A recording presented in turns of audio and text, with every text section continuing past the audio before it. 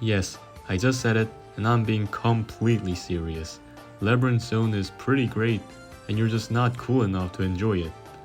And I know you're already probably writing those angry comments, but at least hear me out, cause I know Labyrinth Zone is kinda infamous to many people for its insane difficulty, the slow flow and stuff, mainly because it's like the water level. For people not knowing what the Labyrinth Zone is, it's basically a water level, but the interesting thing about this level is that Sonic cannot swim underwater and can run out of oxygen when staying too long in it, and Sonic can basically drown.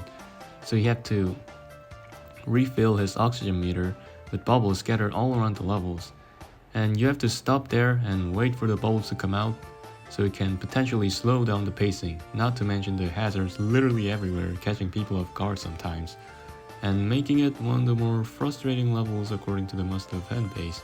But in my opinion, I think this zone is really fun and great, and allows the players to do sick things and just shown and misunderstood by everyone because they were just not cool and good enough to realize its potential. And I think that's really unfortunate, so I'm just gonna explain why Labyrinth Zone is actually pretty sick and fun.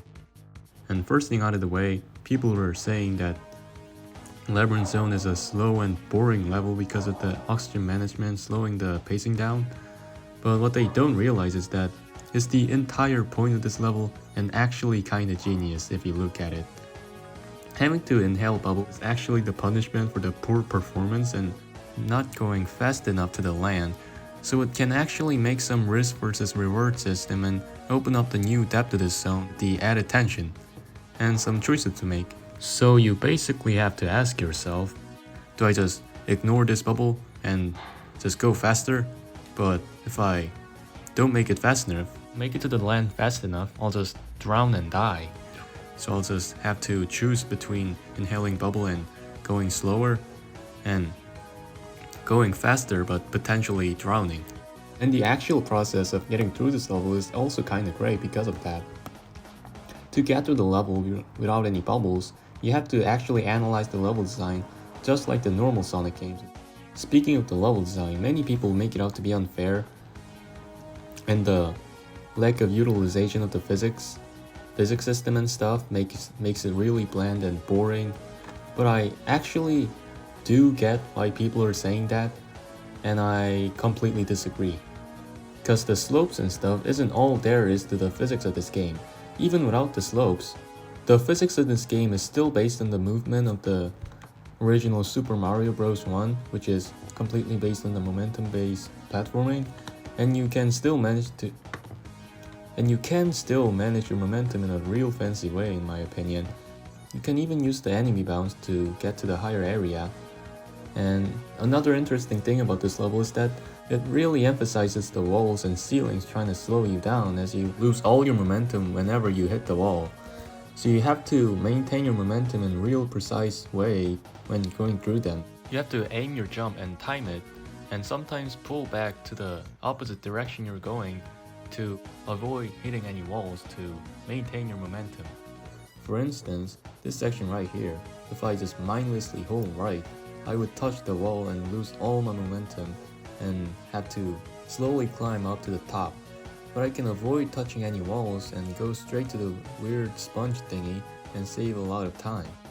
There is still the Sonic philosophy of allowing the player to think critically and utilize the game systems to get through the level more quickly.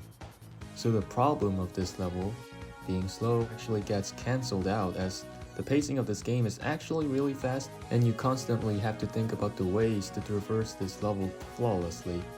Same for the hazards actually.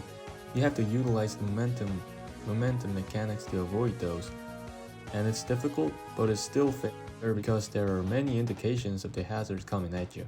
For example, the spike balls. There's a line indicating the rotation and the general location of the spikes. Also, the other main issue people have with this level, which is sluggish underwater control with slow acceleration and floaty jump, can actually be addressed by this, because if you ignore all the bubbles and do not stop, then there's essentially just no issue of the slow acceleration, and the floaty jump actually benefits you because It takes longer to descend, so it gives you more time to react to the hazards like spike balls and enemies and stuff.